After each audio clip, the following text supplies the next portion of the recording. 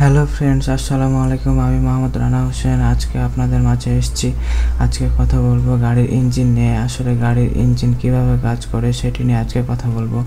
আমাদের দৈনন্দিন জীবনে আমরা গাড়িতে অনেকবার চড়েছি এবং চড়ি, কিন্তু আমরা কখনো কি চিন্তা করে দেখেছি যে গাড়ির ইঞ্জিনটা কিভাবে কাজ করে? তো কথা না বাড়িয়ে চলো আসল কথায় যাওয়া যাক।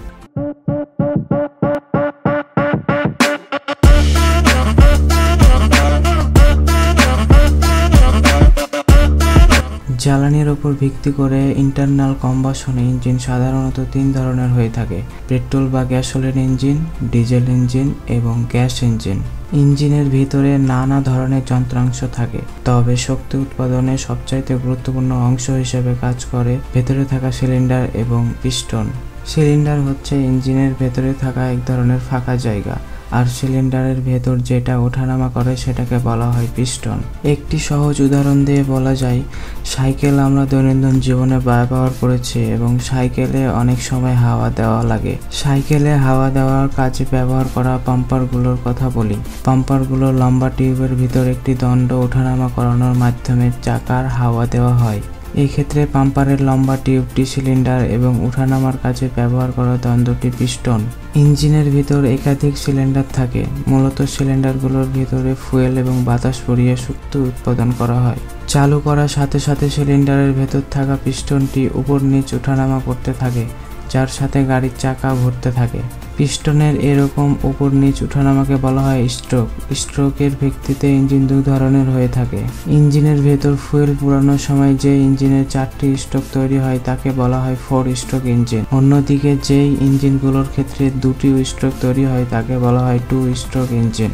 4 স্ট্রোক ইঞ্জিনের শক্তি উৎপাদনের জন্য ফুয়েল পুরানোর ক্ষেত্রে যে 4টি স্ট্রোক সম্পূর্ণ করতে হয় সেগুলো হলো intake stroke, compression stroke, power stroke বা কম্বাসন স্ট্রোক এবং এক্সহস্ট স্ট্রোক। ইঞ্জিন চালু হওয়ার সাথে সাথে ইঞ্জিনের ফুয়েল প্রবেশ করে তখন পিস্টনটি নিচে নেমে যায়, এটাকে বলা হয় ইনটেক স্ট্রোক। পরবর্তীতে পিস্টনের অতিরিক্ত শক্তির কারণে এটি আবার উপরে উঠে আসে, সিলিন্ডারের ভেতরে থাকা ফুয়েলগুলোকে সংকুচিত করে, এটাকে বলা হয় কম্প্রেশন স্ট্রোক। ফুয়েল সংকুচিত হওয়ার কারণে সেগুলোর তাপমাত্রা বেড়ে যায় এবং সিলিন্ডারের উপর লাগানো স্পার্ক প্লাগ থেকে স্পার্ক হয়ে ফুয়েলে আগুন ধরে যায়। আগুন লাগার ফলে ইঞ্জিনের মধ্যে একটা ব্লাস্ট হয়, যার সাথে সাথে পিস্টনটি আবার সজোরে নিচে নেমে আসে, এটাকে বলা হয় পাওয়ার স্ট্রোক বা কম্বাসন স্ট্রোক। এরপর পিস্টনের শক্তির কারণে সেটি আবার উপরে উঠে আসে।